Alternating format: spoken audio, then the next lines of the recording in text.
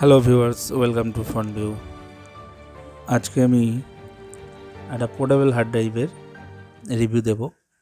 আমার একটা external hard drive কেনার প্রয়োজন মনে হচ্ছিল, তো আমি অ্যামাজন থেকেই কিনলাম ওয়েস্টার্ন ডিজিটালের 5 TB 5TB হার্ড ড্রাইভ, যেটার মডেল নাম হচ্ছে মাই পাসপোর্ট।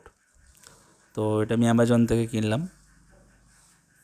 তো এটা আমি হাতে পেয়ে গেছি, তো আমি এটা আনবক্সিং ভিডিওটা দেখাচ্ছি। অ্যামাজন থেকে আমি অর্ডার করেছিলাম, তো প্যাকেজিংটা যেটা ছিল খুব একটা ভালো ছিল না। এই একটা ফাটা ছিল একদিকটায়, আর মানে এই ধরনের একটা ইলেকট্রনিক্স প্রোডাক্ট ডেলিভারি করতে গেলে একটু ভালো করে ভালো প্যাকেজিংয়ের দরকার ছিল, যেটা এখানে আমি দেখলাম প্যাকেজিংটা ভালো হয়নি। এটা ছিল বিল, আর আমি প্রোডাক্টটা বের করে নিলাম। দেখুন, এটা ছোটো বাক্স, তার মধ্যে আছে এটা আমি এখন খুলে নেব। যাই হোক, এটা আমি এখন কেটে নিচ্ছি।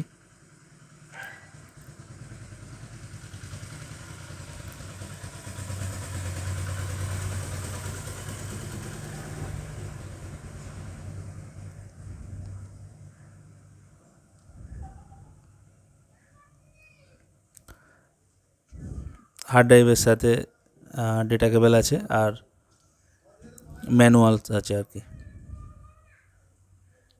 প্যাকেটটা খুলে নিচ্ছি।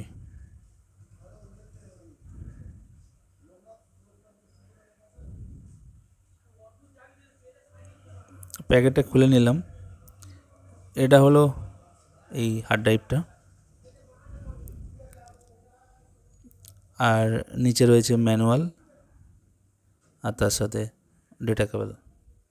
এই ডেটা কেবলটা কিন্তু একটু আলাদা, আমি দেখাচ্ছি একটু পরে।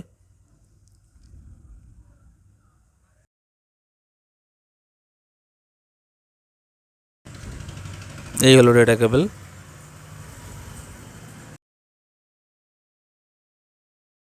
এই যে হার্ড ড্রাইভটা এমন দেখতে, এটা রেড কালারে আমি অর্ডার করেছি, ছোট। এটা মডেল হচ্ছে পাসপোর্ট। এই যে পোর্টটা দেখতে পাচ্ছেন কেমন, এটা আমি লাগিয়ে নেব।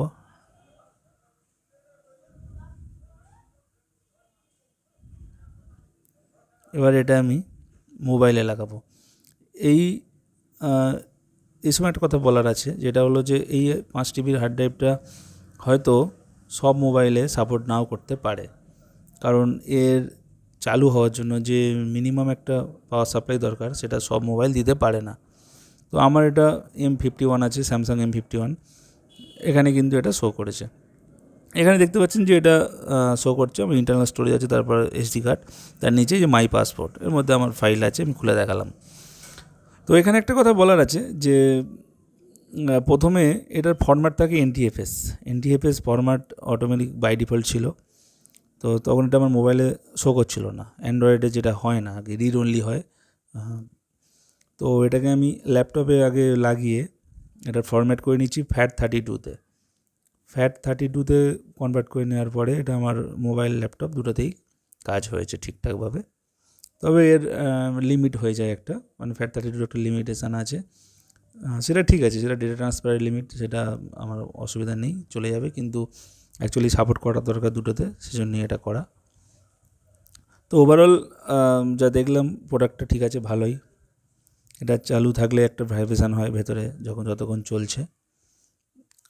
সাইজও ছোট, সুন্দর, আমার এখনও পর্যন্ত ব্যবহার করে ভালোই লাগলো। আর এটা আপনাদের ব্যবহার করতে গেলে USB পিছনে একটা অ্যাডাপ্টার লাগিয়ে নেবেন, যেমন আমার লাগানো আছে অ্যান্ড্রয়েডে, মানে Type-C-তে লাগানোর জন্য আর কি। ওভারঅল ঠিক আছে, প্রোডাক্ট এখনও পর্যন্ত ব্যবহার করছি ভালো। কিন্তু আমি প্যাকেজিংয়ের জন্য অ্যামাজনকে একটু রেটিং কম দেবো, প্যাকেজিংটা ভালো হয়নি, আরও ভালো হওয়া উচিত ছিল। বাকি ওভারঅল ঠিক আছে। আবার ফিরে আসবো অন্য কোনো ভিডিও নিয়ে, সবাই ভালো থাকবেন।